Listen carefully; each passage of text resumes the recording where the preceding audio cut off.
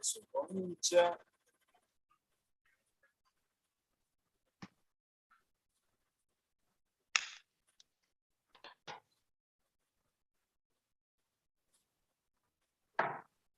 Benissimo, siamo già qui.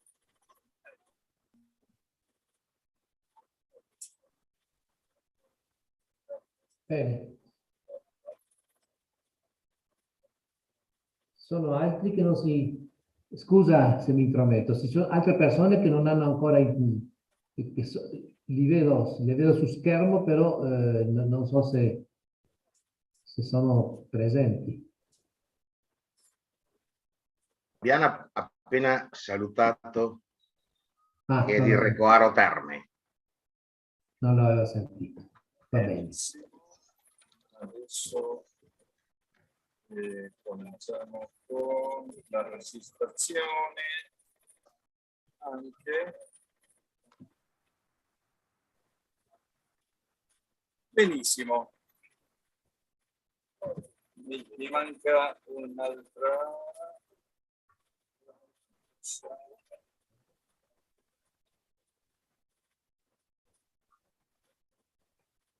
Metteremo un po' di vicentini anche qui.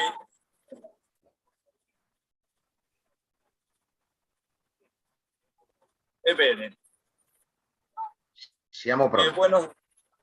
Buenos días.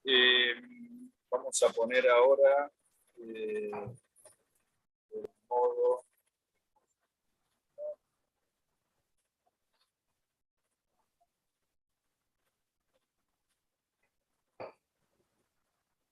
Scusa, metto la vista. Bueno, buenos días a todos. Estamos acá en la reunión de Vicentini de Buenos Aires y hoy estamos presentándolo a un historiador muy conocido, Ettore Beccato, que se presentará y lo presentará nuestro presidente Luca De Biasio. Y lo que vamos a hacer es algo por lo que nosotros somos Vicentini en el mundo, Vicentini en Argentina, Vicentini de Buenos Aires, que es reconocer nuestras tradiciones, reconocer de dónde venimos y apuntar, con eso ir apuntando hacia el futuro. Reconocernos como únicos con nuestras cosas particulares y reconocer a todos los demás desde ese lugar, aceptarlo a todo el mundo, però desde conoscernos a nosotros. Adesso cominciamo a parlare in italiano.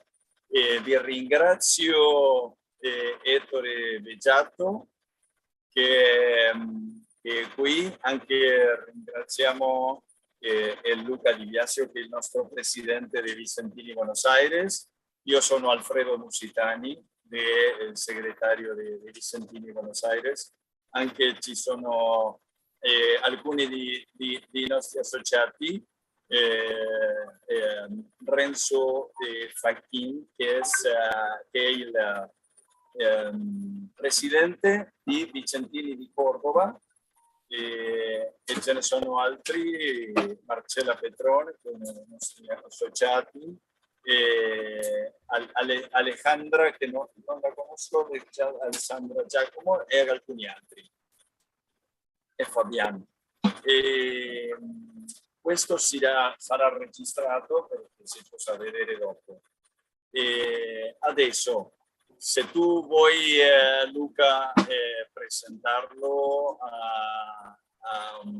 al nostro ospite principale, il nostro oratore principale, vai avanti, e vi ringrazio a tutti per essere qui.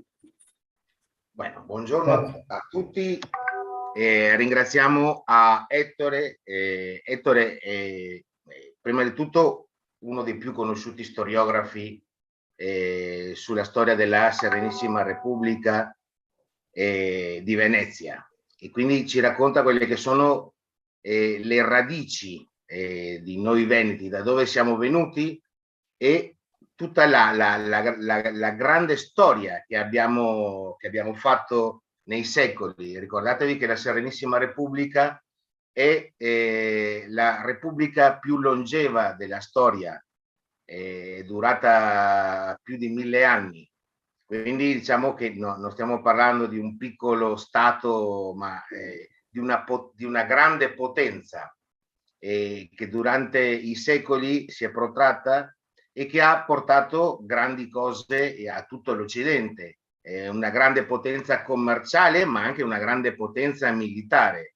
Ai suoi tempi ha avuto a che fare con molti nemici, è stato l'argine diciamo cristiano dentro dell'Europa e ha salvato più volte l'Europa di non essere islamizzata ai tempi della grande potenza turca.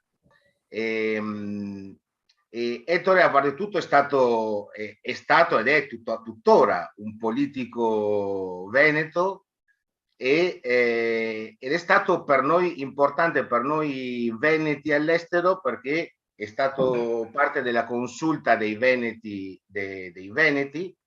e per quello lo conosciamo, tutti quelli che veniamo nel mondo dell'associazionismo veneto lo conosciamo bene. E l'abbiamo invitato perché ha scritto dei libri molto interessanti sulla storia della Serenissima Repubblica, e l'idea un poco è quella di conoscere le nostre origini, conoscere le nostre radici, sapere da dove veniamo per vedere dove andiamo. La storia sempre è importante per capire quali sono le nostre basi, e senza basi non si può costruire un futuro. Per questo credo che sia importante anche per noi veneti dell'Argentina conoscere i dettagli e conoscere un po' quella che è la nostra importanza e tutto quello che abbiamo fatto nel nostro passato. Oltretutto, Ettore, la nonna di Ettore era argentina, è nata in Argentina, a Rosario. Quindi c'è diciamo, una doppia connessione che abbiamo con Ettore, perché anche lui ha conosciuto la storia dell'immigrazione veneta in modo diretto. Beh, io credo che tu possa, Ettore, parlare e raccontarci qualcosa più di te se vuoi, e poi cominciamo a parlare del tuo libro. Sì, allora buongiorno a tutti intanto e grazie per questa opportunità che mi dai. Mi sono particolarmente legato all'Argentina. Ti hai appena ricordato che appunto mia nonna materna, Rosa Collino, era nata verso la fine dell'Ottocento, 1892 se non ricordo male, proprio a Rosario.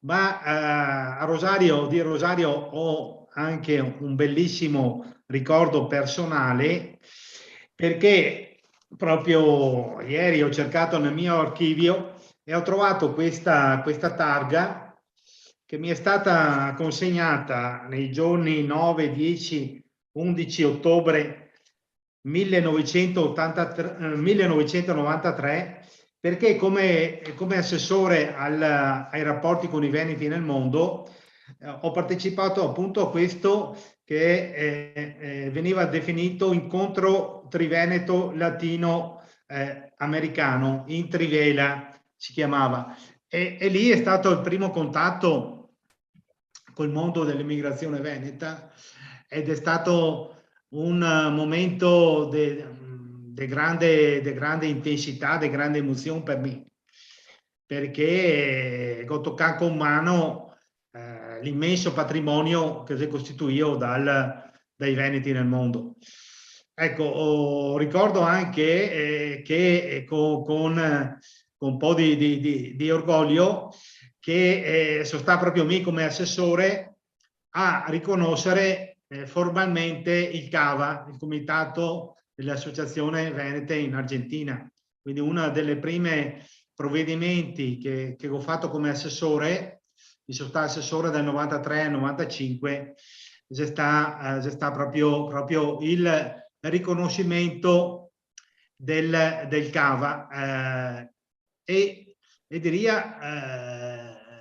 ricordo la lungimiranza dei protagonisti di questo passaggio, perché per la prima volta il mondo delle associazioni si è messo insieme in un comitato unitario, e questo è stato un segno di grande maturità, di grande intelligenza e di grande lungimiranza. Saluto l'amico Renzo Facchin, che già all'epoca era uno dei protagonisti di questa storia. Ecco, quindi mi sento, ripeto, particolarmente legato al vostro paese, e ho un ricordo veramente struggente di quei 4 o 5 giorni che ho passato fra Rosario e Buenos Aires, la bellezza di quasi 30 anni fa, appunto 1993. Mi ho fatto il consigliere regionale per 15 anni, sono stato consigliere comunale a Vicenza e anche consigliere della provincia di Vicenza, e per dimostrare a tutti che siamo in diretta, che siamo dal vivo, ecco, vi ricordo che proprio in questo momento qua la nostra squadra di calcio, la Nerossi Vicenza, sta giocando una partita che è importantissima per il suo futuro, per vedere se si salva oppure no, perché purtroppo le sta un anno non tanto felice per la nostra squadra del calcio. Ecco, tutti voi altri sapete l'attaccamento che c'è in città, in provincia, verso la Nerossi Vicenza, e speriamo che al banco di riuscire a salvarsi e restare nella seconda divisione in attesa dei tempi migliori, perché il palcoscenico giusto per una squadra come il Vicenza è la prima divisione, è la Serie A. Speriamo che intanto di salvarsi, dopo nel futuro di ritornare ai bei tempi. Ricordate tutti del grande Paolo Rossi, che ho qualche anno di più, mi ricordo ancora la squadra di Vinicio e di Sormani e di tanti altri campioni che abbiamo avuto la fortuna di ammirare qua a Vicenza. Chiusa la parentesi calcistica. Ti voglio dire una piccola cosa. Io Sì. qui sono a un club che si chiama San Fernando, è un club quasi vicino a Buenos Aires, un posto, la zona nord di Buenos Aires è un posto che è pieno di italiani e di vicentini. Proprio qui al club, il primo la prima squadra di calcio all'interno del club si chiama il Vicenza. Ah, vedi. E proprio il fondatore è un musicista che se tu lo cerchi ha fatto un inno al Vicenza, che lo hanno messo anche in internet per il Vicenza lì, cioè parlano insieme. È una cosa che ho cercato e giocano con il Vicenza anche sulla camicetta, non so come si dice.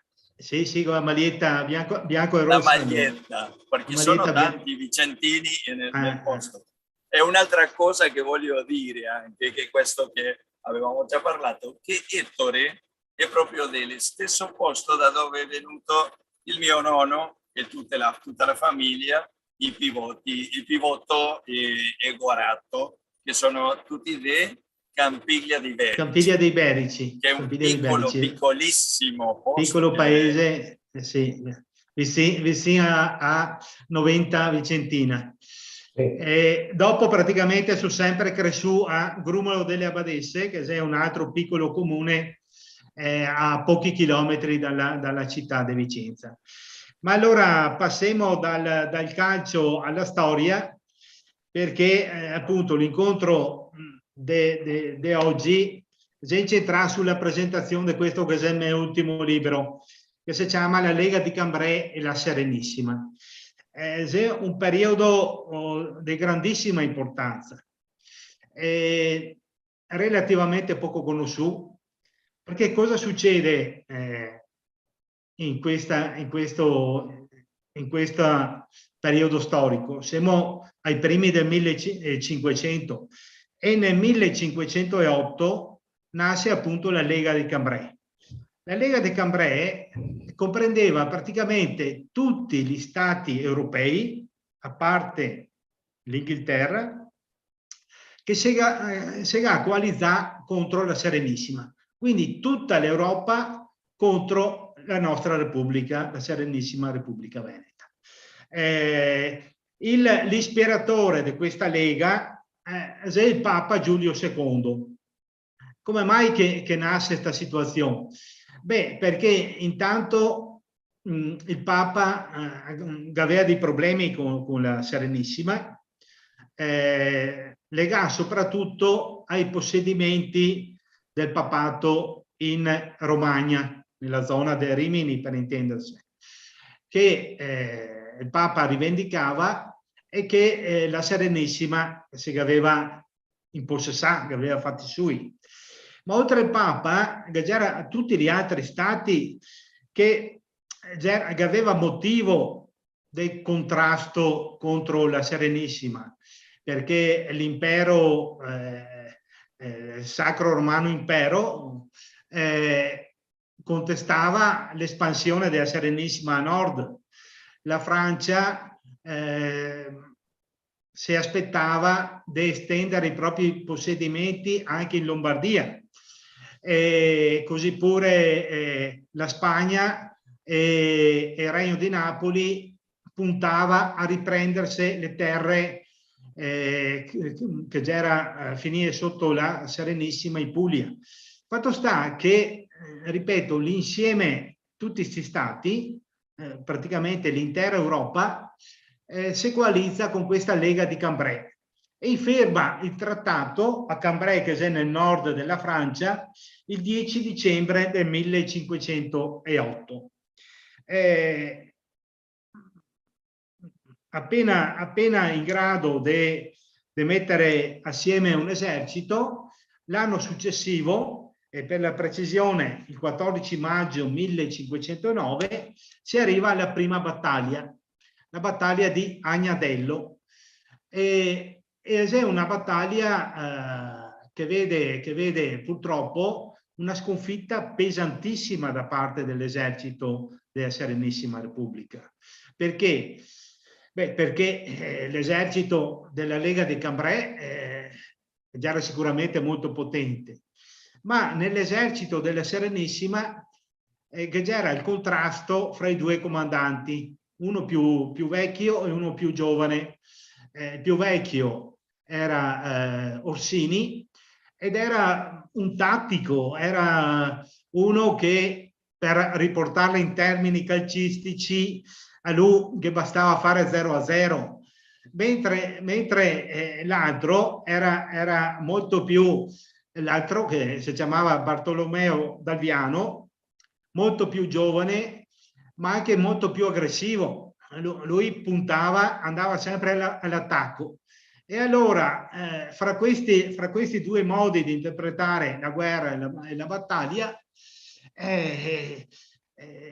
purtroppo l'esercito veneziano risulta un po' sballottato fra appunto questo modo diverso di interpretare la battaglia, e si uscì pesantemente sconfitto.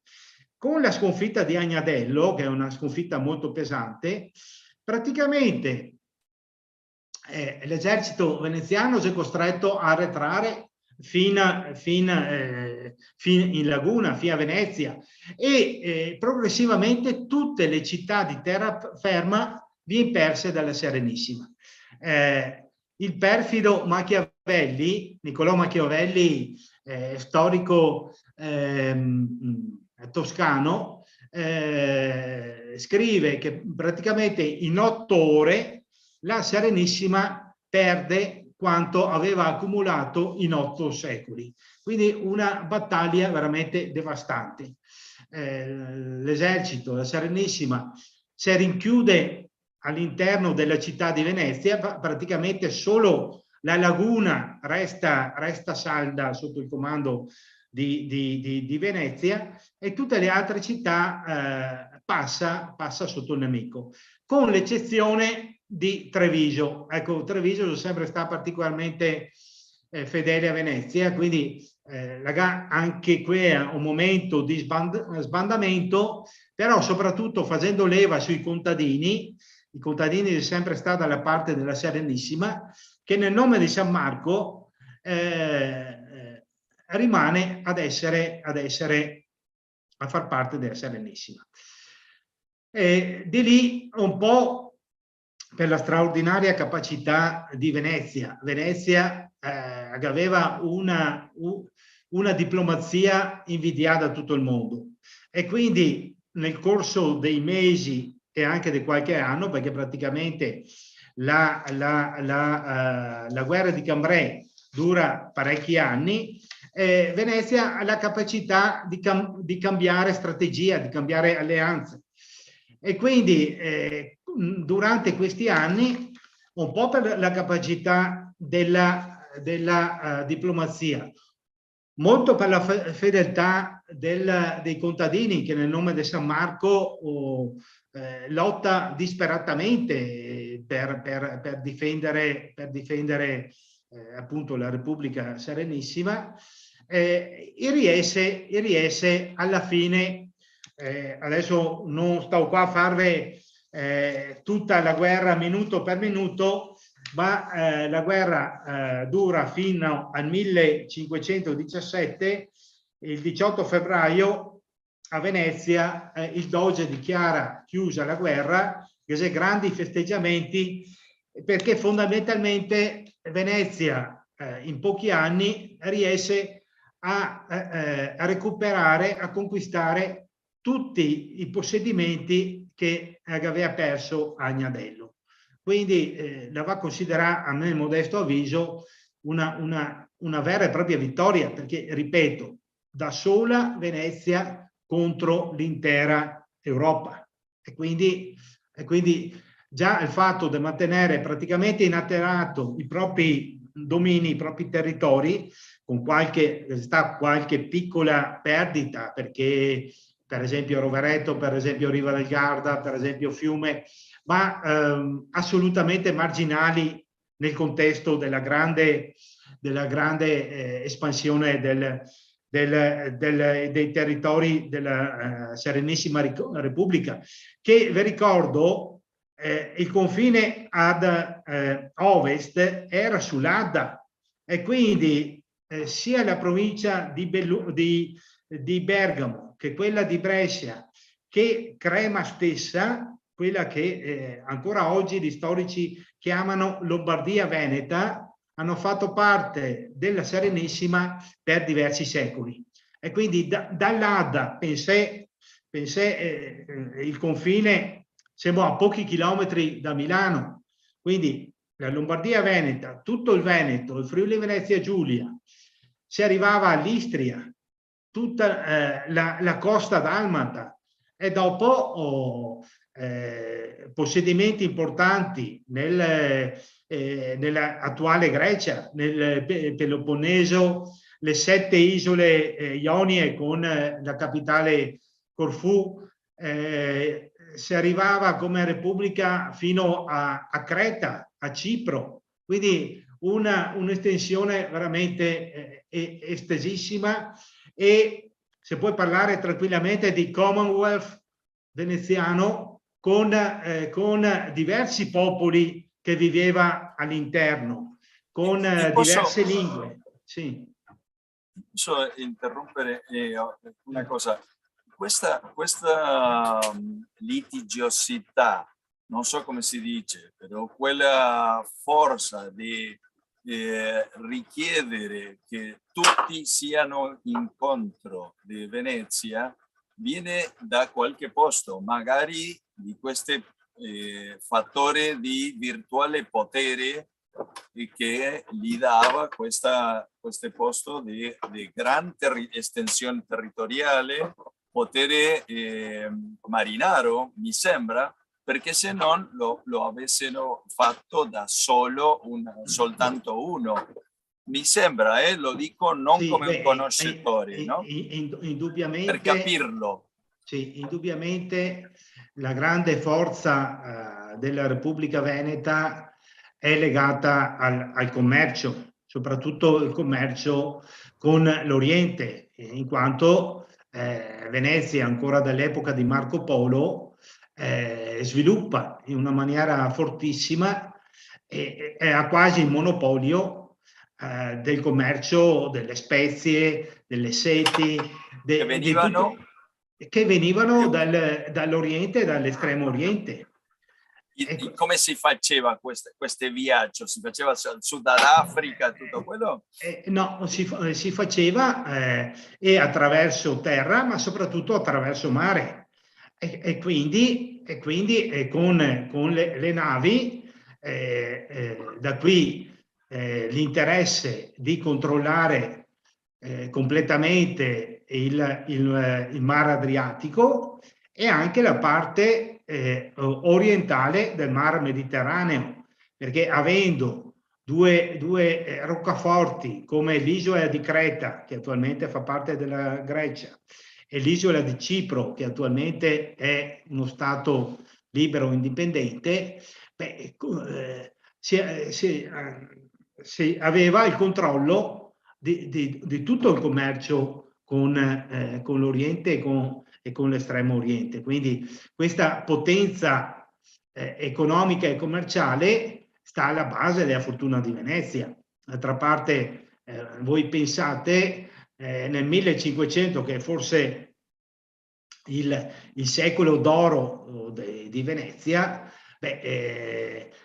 a Venezia accorrono tutti i più grandi artisti, per esempio.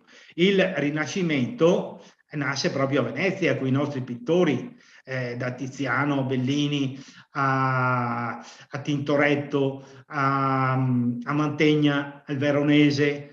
A Venezia vengono stampati praticamente una fetta importantissima di tutti i libri che vengono stampati al mondo. E quindi c'è anche questa supremazia culturale in qualche modo che caratterizza la Repubblica Veneta, che è sì una repubblica dove c'è un centro molto forte che controlla, ma però i veneziani hanno l'intelligenza di dare una grande autonomia soprattutto ai territori di confine.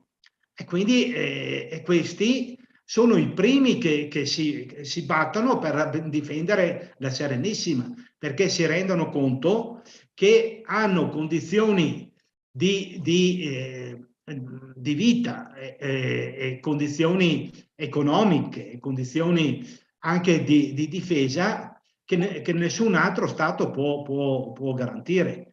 E questo è alla base, e difatti i territori ai confini sono anche al momento della caduta i territori che quindi nel 1797 che difendono strenuamente la Repubblica Serenissima.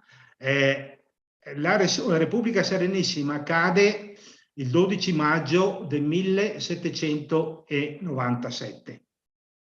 Ma dovete pensare che popolazioni, soprattutto in Dalmazia che attualmente fa parte della Croazia, ma giù fino al Montenegro, quasi fino in Albania, l'ultimo ammaina bandiera avviene il 23 agosto 1797.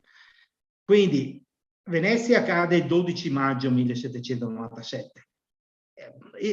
A Perasto, nelle bocche di Cattaro, che siamo a pochi chilometri dall'Albania, per conto loro continuano a sventolare il leone di San Marco, loro continuano a sentirsi cittadini e a riconoscersi nel leone di San Marco. Quindi è una cosa veramente straordinaria. La fedeltà di queste popolazioni è qualcosa che poi ben difficilmente ritroviamo anche nei secoli futuri, proprio perché questa capacità di Venezia di riconoscere una grandissima autonomia, di riconoscere per esempio anche la lingua.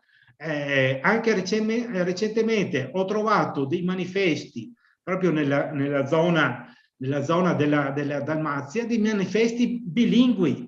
Quindi nel 1700 fino al 1790 la Repubblica stampava i propri manifesti in italiano, veneto italiano, e in lingua slava, che se ci pensate dimostra di avere una lungimiranza straordinaria proprio in quelle terre dove tra l'altro qualche anno fa c'è stata quella tragica guerra fra serbi e croati.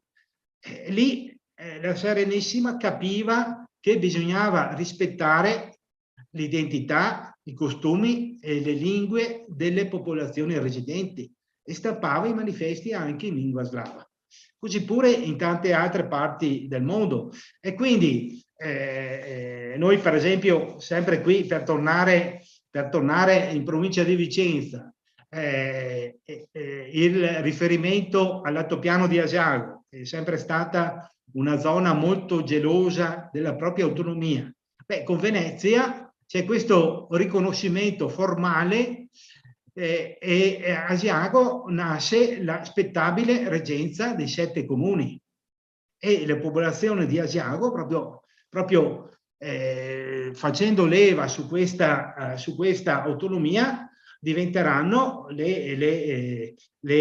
fra le popolazioni più fedeli e più pronte a rispondere e a correre in difesa della Serenissima, come è successo per esempio, e torniamo nella Lega di Cambrai, perché durante la Lega di Cambrai, ripeto, ci sono due cose, perché si potrebbe star qui a parlare di tutte le battaglie che ci sono state, ma ripeto, sarebbe anche lungo e piuttosto noioso. Però ci sono alcune sottolineature che vorrei fare e che in qualche modo riguardano proprio la nostra provincia di Vicenza.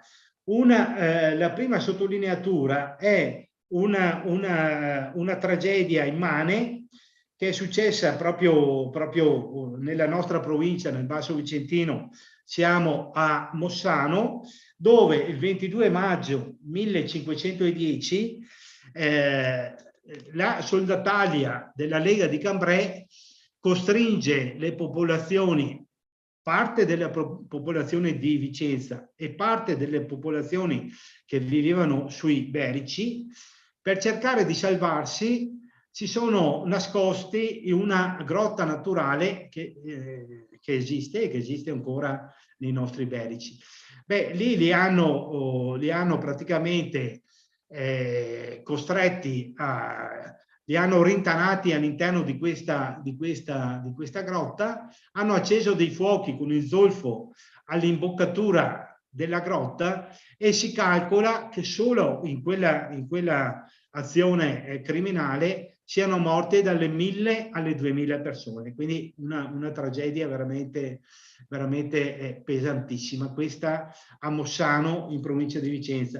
Un'altra tragedia è quella che è successa sempre nella nostra provincia a Lunigo, dove anche là c'è il 4 agosto 1511 un eccidio con centinaia e centinaia di morti. E purtroppo durante la Lega di Cambrai, la guerra per la Lega di Cambrai, non c'erano eserciti come li abbiamo in mente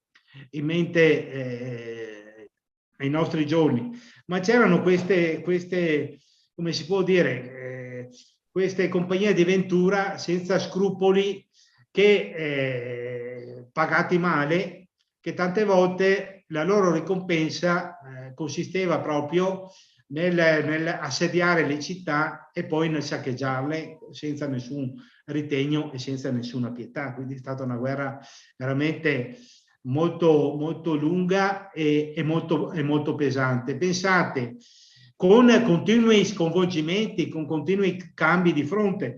Pensate che per esempio in una cittadina qui a pochi chilometri dalla nostra provincia, a Montagnana, che tanti di voi conosceranno perché è una cittadina bellissima con delle mura di una bellezza straordinaria. Beh, Montagnana durante la guerra di Cambrai è stata occupata e rioccupata, ha cambiato padrone, per usare un termine poco elegante, ma che rende l'idea, per ben 12 volte. Quindi 12 assedi, 12 entrate, 12 conquiste, 12 saccheggi. Quindi pensate per la nostra povera gente cosa voleva dire. Ci sono altri due aspetti che volevo sottolineare. Allora, il primo, come dicevo prima, che la Serenissima vince contro la Lega di Cambrai anche e soprattutto grazie alla fedeltà dei contadini veneti. Nel nome di San Marco i nostri contadini respingono l'assalto del nemico. E questo ce lo ricorda ancora il Machiavelli, che è uno dei storici più autorevoli del 1500, che non è mai stato molto ben disposto verso Venezia, però è costretto a scrivere, e lo scrive nelle sue lettere, è costretto a dimostrare anche tutta la sua ammirazione nei confronti dei contadini veneti, che anche di fronte alla proposta di dire rinnegate il nome di San Marco e noi non vi impiccheremo, dicono no, noi siamo marcheschi e marcheschi vogliamo morire. C'è proprio un passo che Machiavelli ricorda proprio questo, quindi un attaccamento veramente straordinario e commovente. Il secondo aspetto che per conto mio è interessante è che durante la Lega di Cambrai per la prima volta succede una cosa molto particolare, che il professor Alberto Rizzi chiama leontoclastia, quindi la distruzione dei leoni marciani, la distruzione dei leoni di San Marco. Il professor Alberto Rizzi è uno storico straordinario che ha fatto questi, allora vediamo perché sono anche molto pesanti, sono 3 tomi nei quali ha catalogato tutti i leoni di San Marco che sono presenti nel mondo intero. Lui era uno studioso che è andato in pensione piuttosto giovane e si è messo a catalogare, ripeto, sia con foto, sia soprattutto con schede particolareggiate nella quale descrive i vari leoni, ed è proprio il professor Alberto Rizzi che si inventa, che propone questo termine, leontoclastia, per significare la guerra che si fa al Leone di San Marco, perché anche questo è molto interessante nella nostra storia. Leone di San Marco è il simbolo che da sempre al quale da sempre facciamo riferimento noi veneti. E ripeto, sia nel 1508 i nemici dichiarano guerra alla Serenissima, ma dichiarano guerra anche il simbolo. E quindi nel 1508, negli anni successivi, c'è proprio la sistematica distruzione dei leoni di San Marco. Pochissimi se ne salvano. E questa è la prima fase della leontoclastia. La seconda è nel 1797 con l'invasione napoleonica, che anche Napoleone dichiara guerra alla Repubblica Serenissima, ma nella dichiarazione di guerra, pensate un po', dice dovranno essere atterrati tutti i leoni di San Marco. Si calcola che solo a Venezia, sempre il professor Rizzi, parla di oltre 1000 leoni che sono stati distrutti e scalpellati. In tutto il territorio si può parlare tranquillamente di oltre 5.000 leoni di San Marco distrutti o scalpellati. I francesi giacobini arrivano a fare un editto nella città di Venezia dicendo chiunque griderà viva San Marco sarà condannato a morte. Quindi c'era proprio un odio viscerale contro il leone, perché si rendevano conto che il leone di San Marco non è solo una bandiera, ma è un simbolo, e il simbolo ha una valenza di straordinaria importanza. Adesso forse un po' meno, ma qualche secolo fa il simbolo rappresentava, ma anche adesso, qualcosa nel quale un popolo si riconosceva, qualcosa di materiale, perché il leone di San Marco si può dipingere, si può scolpire, si può accarezzare, eccetera, ma soprattutto qualcosa di immateriale che è dentro la nostra mente, che è dentro il nostro cuore, ed è qualcosa che uno che non è veneto fa fatica ancora oggi a capire, perché ci sono tanti amici che mi chiedono ma cosa avete voi veneti che quando vedete il leone di San Marco si allarga il vostro cuore? Perché è il nostro è il nostro simbolo, è la dimostrazione di un'identità di popolo, di un'identità particolarmente importante e sentita. E guardate che non è una cosa scontata, perché per esempio anche qui in Italia la bandiera di un popolo come il nostro sventola qui nel Veneto, sventola sicuramente molto anche in Sardegna, ma in parte anche in Friuli, in parte nel Sud Tirolo, nel Trentino, ma nelle altre regioni non hanno questa identità, questo sentimento, questo riconoscersi in una bandiera. Invece se un marziano arrivasse nel Veneto e non sa dove è arrivato, beh, capisce di essere nel Veneto perché vede i leoni di San Marco un po' dappertutto, vede centinaia e centinaia di bandiere come il leone di San Marco fuori dalle nostre case, fuori dalle nostre abitazioni. E da qualche anno, grazie a Dio, il leone di San Marco, per esempio, è nelle rotatorie in mezzo alle strade, quindi c'è un simbolo che è quanto mai vivo e nel quale la nostra gente si riconosce. Allora, la seconda leontoclastia è nel 1797 con Napoleone, la terza è nel 1945, soprattutto in quelle terre che facevano parte della Serenissima e che sono state occupate dalla Jugoslavia di Tito. E anche lì c'è nel dopoguerra una distruzione molto pesante del leone di San Marco sia in Istria che in Dalmazia. Quindi queste tre, il professor Rizzi individua questi tre grandi periodi per quanto riguarda la distruzione del leone di San Marco. Leone di San Marco che continua a essere presente anche fra le comunità venete all'estero, perché ho visto delle bellissime fotografie anche dei vostri circoli. Non parliamo di Canada, non parliamo di Australia, non parliamo di Brasile, dove ci sono i veneti c'è un leone di San Marco. Ecco, questo è importante ricordare e sottolineare. Beh, questo non c'è nessun dubbio, come buon veneto anch'io ho il mio leone di San Marco che sventola sia dentro che fuori di casa. Ecco, dicimi quei tempi perché mi cominci a parlare dopo, perché vedo che siamo quasi alle 4, quindi non vorrei stufare qualche dono e non vorrei tornare massa tempo, ecco. Dicimi voi altri. Non sta preoccupate, Ivane. qua non abbiamo tempi massimi, ovviamente non la facciamo troppo lunga per Sì, non... perché appunto. Quello che volevo chiederti è perché c'è un altro tema che penso che sia importante, che può essere stato la causa della Lega di Cambrai.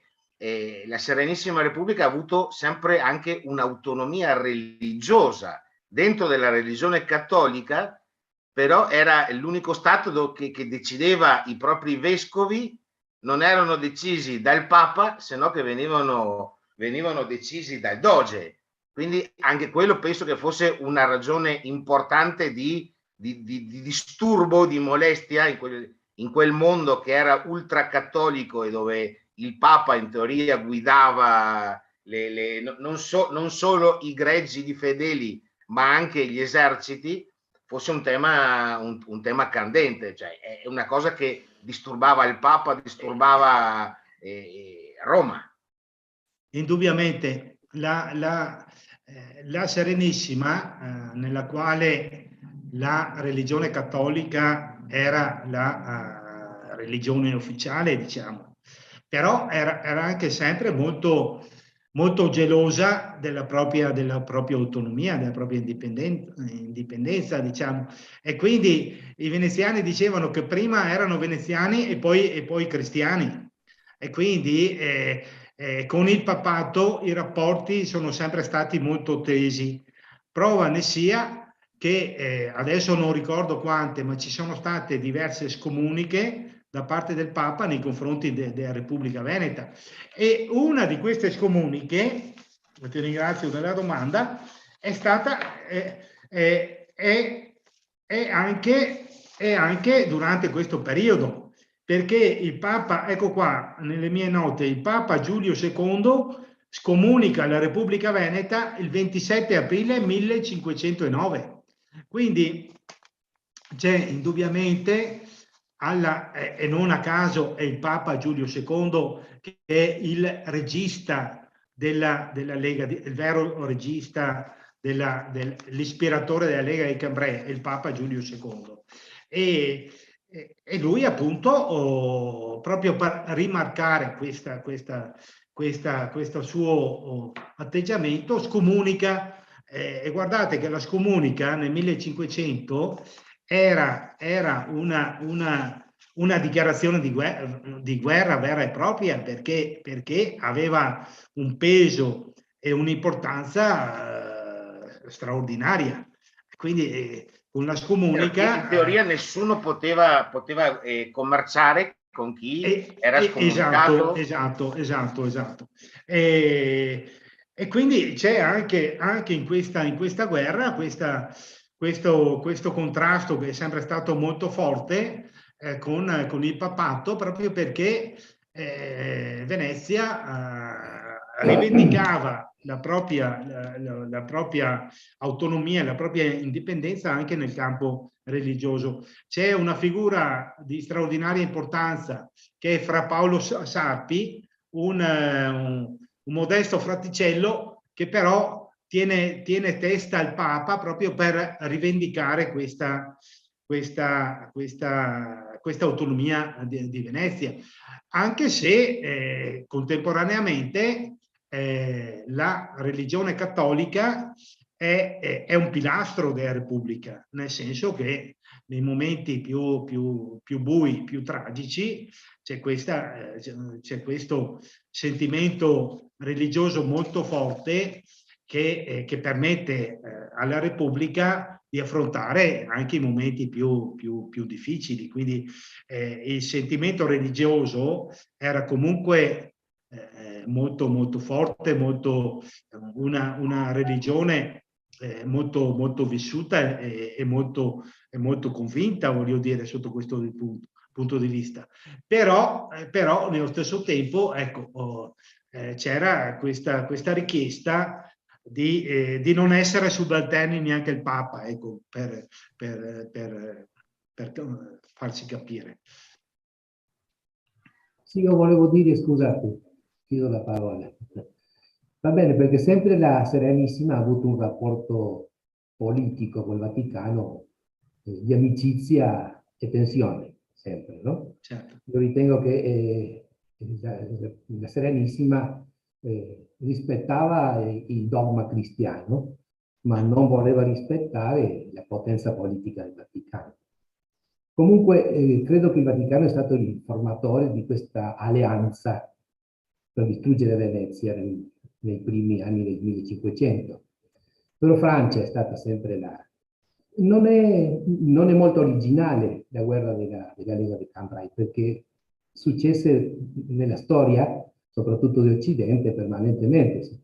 Una potenza che va in espansione, non soltanto economica, ma anche geografica, è prima invidiata e poi si deve fermare, perché io ho letto che oltre che l'occupazione di Venezia, una volta che si solidifica come città-stato e si organizza politicamente, comincia l'espansione in terraferma. E l'espansione di Venezia in terraferma è con lavoro, purificazioni, tanto che rompe col modello dei servi della gleba, si rompe col modello medievale. Si va formando questa repubblica, con pace e con lavoro, più o meno quelle le storie, ma sempre con la mano sulla spada. Tanto che aveva un progetto più lungo, se non lo interrompeva Napoleone nel trattato di Campoformio, di generare una supraregione, una regione più grande, che si chiamava Alpe Adria, no? Si coinvolgeva anche parte dell'Austria, arrivava fino a Ungheria, per quanto ho sentito. Oltre che già tutto il sud, che avevano fermato il turco ottomano, stavano tranquilli. Ossia, è un problema di espansione. Tanto che, sebbene 200 e tanti anni dopo la guerra della Lega di Cambrai, Napoleone si diò il gusto di far fuori Venezia. La finisce, no? Col trattato di Campoformio. E oltre a questa distruzione dei leoni come simbolo, ha anche fatto demolizioni di ville, di saccheggi apposta, no? Ossia, è stato una specie di Stalin Napoleone, sì, per l'intero territorio della Repubblica Veneta, no? L'ha fatto fuori in tutti i sensi, no? Poi ha negoziato con gli austro-ungarici, sì. Voglio dire che questa guerra ha avuto non soltanto un problema con il Vaticano, ma soprattutto era una franca e anche proficua espansione della Repubblica Serenissima. E non la potevano vedere così, no? Sì. E tutte le opere d'arte che hanno rubato e hanno portato a Parigi. Sì, sì. Bravissimo, bravissimo. Allora, senti, un piccolo particolare, due piccoli particolari. Il trittico di Andrea Mantegna, sì, che dovrebbe essere a San Zeno, no? A Verona. Sì, sì. Beh, quella è una... Però... È al Louvre, no? Sì, la predella sotto è al Louvre e al Museo di Tours, che non ce l'hanno più restituite. Sì. Quelle che sono a Venezia sono delle copie, cioè la parte sotto è una copia. L'originale è ancora in Francia, come ci sono ancora tantissime opere a partire dalla bellissima opera capolavoro del Veronese che è al Louvre, come ci sono tante altre opere sempre di quel periodo che sono state rapinate da Napoleone e che sono rimaste al museo di Brera a Milano attualmente. Sì. Quindi la distruzione che ha portato avanti Napoleone a Venezia e in tutto il Veneto non ha eguali nella storia del Veneto, cioè è stato peggio di Hitler, peggio di Stalin, il peggior individuo che abbia calpestato la terra del Veneto, questo si chiama Napoleone, perché proprio l'accanimento anche contro la nostra storia, la nostra identità. Pensate che ha avuto il coraggio, dopo aver spoliato, dunque c'era una nave grandissima e bellissima, il Bucintoro, che rappresentava proprio la forza di Venezia che dominava il mare. Beh, dopo averla spoliata di tutti gli ori, di tutte le armi, eccetera, eccetera, ha avuto il coraggio di dare fuoco al Bucintoro, ha preteso che venissero raccolte le ceneri e che queste ceneri depositate su un'urna erano finite sulla sua scrivania a Parigi. Quindi c'era proprio questo odio, questo risentimento verso la Repubblica Veneta, che è qualcosa che raramente si trova nella storia dell'uomo, proprio un accanimento bestiale contro tutto quello che rappresentava la Repubblica. E c'è stata una spoliazione del nostro patrimonio che è qualcosa che ancora adesso facciamo fatica a ricostruire. Tutto quello che è stato portato via da Napoleone e tutto quello che è stato distrutto. Praticamente in quegli anni già l'immenso patrimonio delle ville venete, molte di queste vanno in malora e non vengono più recuperate, vengono praticamente un po' alla volta, sono andate perse. Ma c'è stata, ripeto, questa sistematica spoliazione di tutti i nostri beni, anche nelle chiese minori. Arrivava Napoleone e rapinava l'argenteria, ma così pure nelle case dei patrizi, dappertutto. Ha portato in Francia vagoni e vagoni di opere d'arte, ma anche vagoni di oro, di argento fuso, per non parlare di armi, per non parlare di munizioni.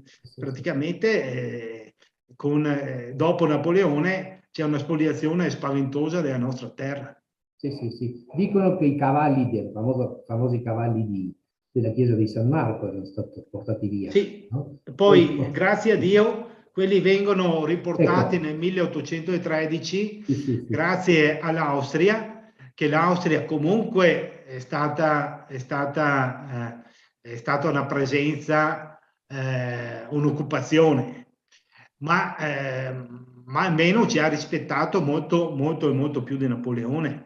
La vera devastazione è stata fatta con Napoleone. Poi indubbiamente anche l'Austria ha fatto i suoi danni, perché considerava bene o male il Veneto una terra da sfruttare anche da parte loro. Però, ripeto, c'è stato un minimo di rispetto, prova ne sia che i quattro cavalli sono ritornati da Parigi, ma anche il leone che c'è nella piazzetta di San Marco è stato ricollocato dagli austriaci dopo che era stato portato in Francia da Napoleone.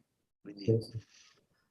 Io ricordo ancora che in certe case nelle montagne vicentine era tradizione avere la famosa foto di Checco Beppe, Francesco Giuseppe, imperatore degli austriaci, che era considerato come un buon governante. Sì, indubbiamente, soprattutto in certe zone, soprattutto nell'Alto Vicentino, c'è questo non dico nostalgia, ma quasi dell'Austria.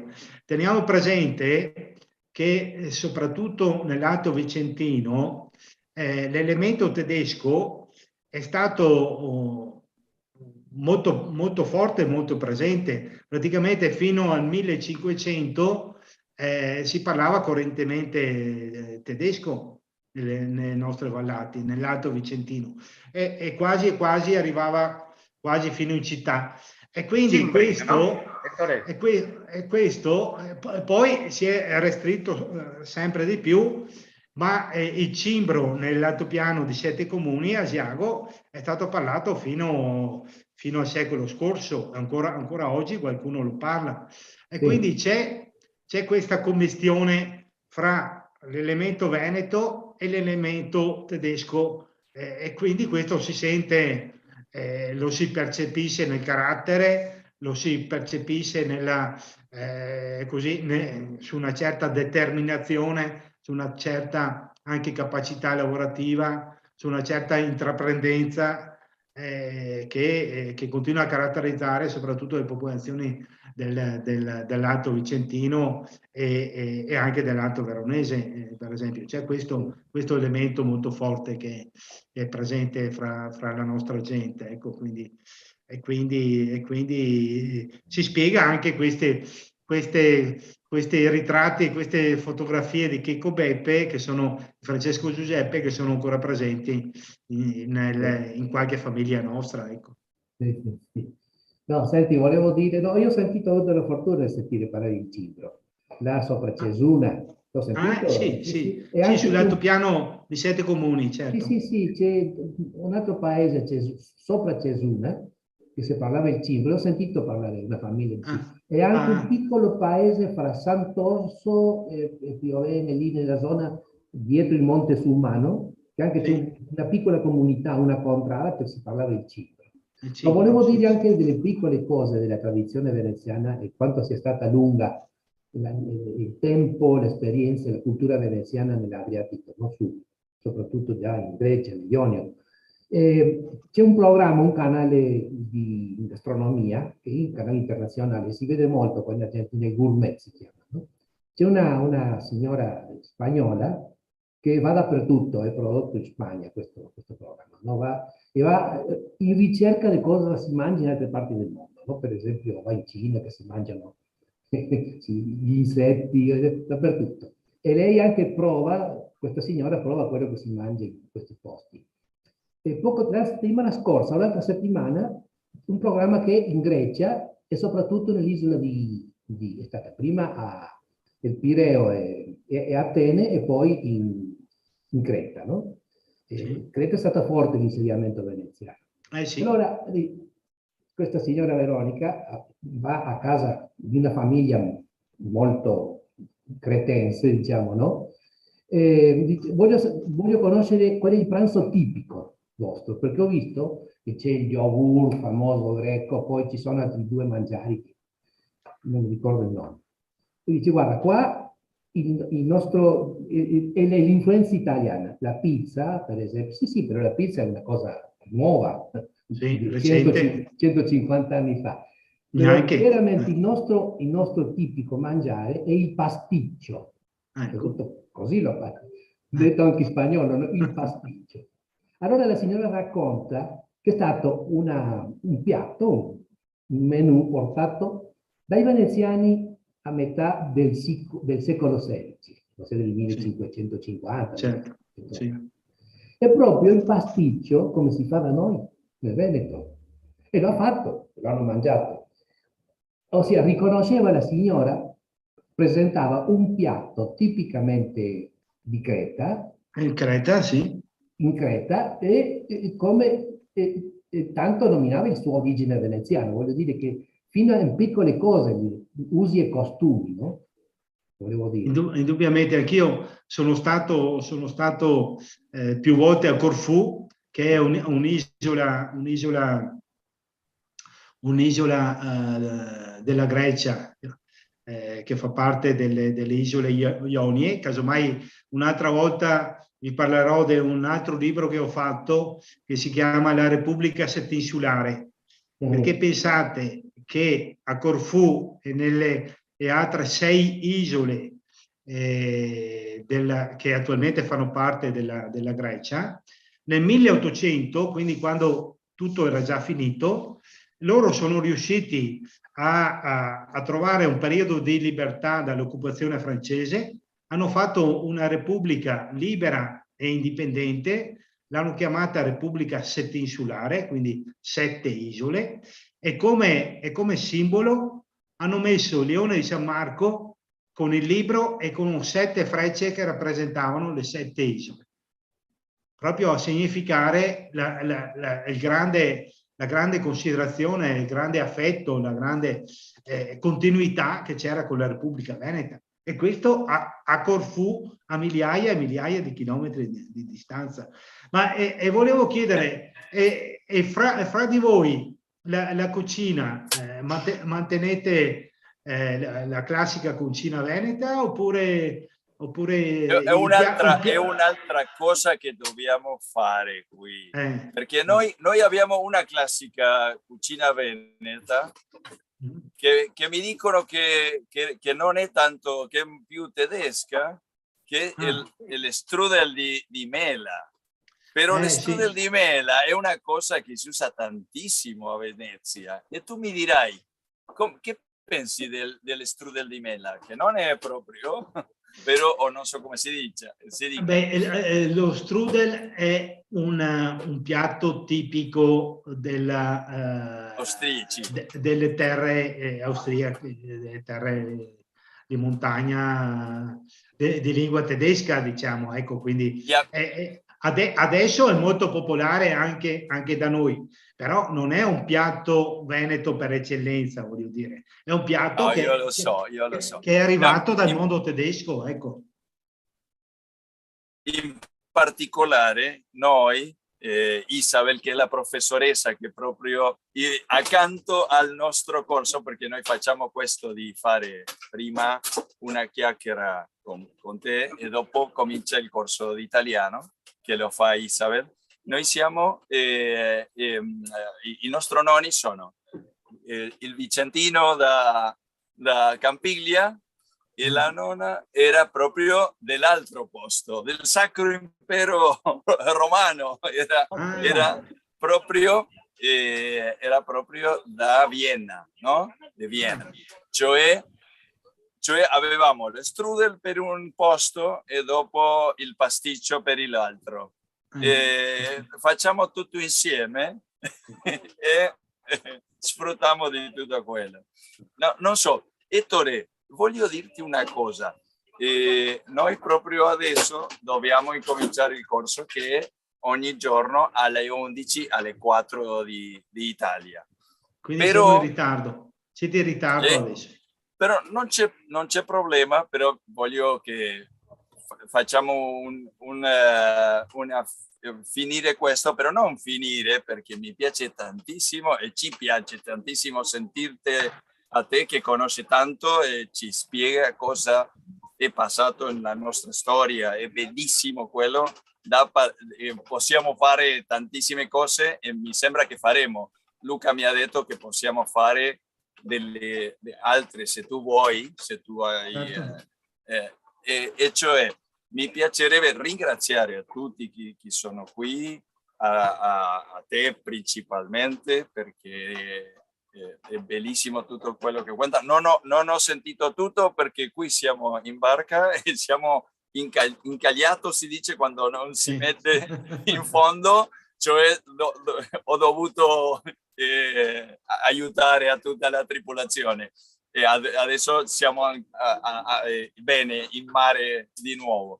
Però voglio ringraziare Luca, Renzo, Marcella, la professoressa Isabel, che io mi metto in fronte di lei, e a Orazio, a tutti gli altri. E ti invito alla prossima che facciamo un'altra, una seconda, una terza, tutte quelle che tu puoi.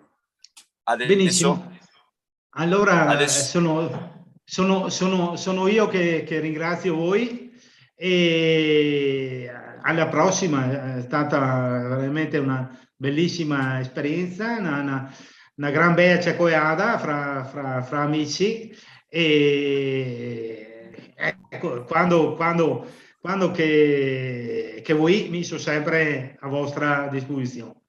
Grazie ancora, un struccone a tutti, come che dice gli amici veneti brasiliani.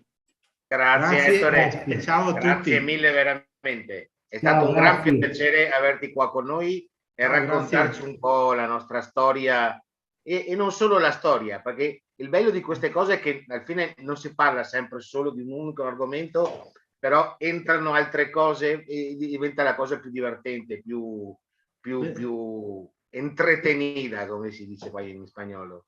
Benissimo. Ciao a tutti. Ciao, ciao, grazie. Ciao a grazie, tutti. Ettore. Ciao Renzo. Ciao, Ciao. Grazie, un abbraccio. Ciao, Grazie. ciao.